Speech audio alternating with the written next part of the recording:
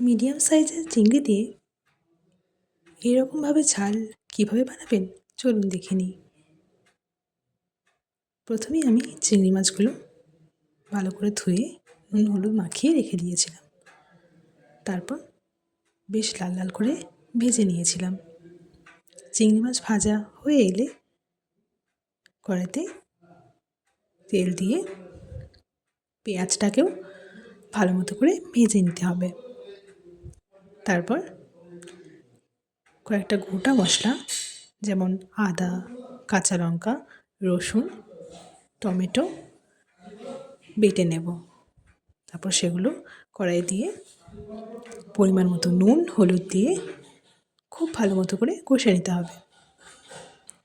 মশলাটা কষা হয়ে এলে চিংড়ি মাছগুলো দিয়ে কিছুক্ষণ নাড়াচাড়া করে পরিমাণ মতো জল দিয়ে আরও কিছুক্ষণ রান্না করে নেব। তাহলেই রেডি চিংড়ি মাছের ঝাল।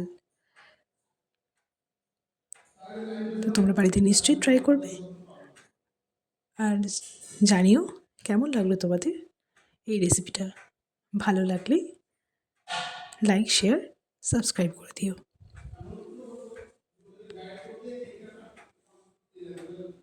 সবাই খুব সুস্থ থেকো, ভালো থেকো। আবার দেখা হবে নতুন কোনো একটা রেসিপি নিয়ে।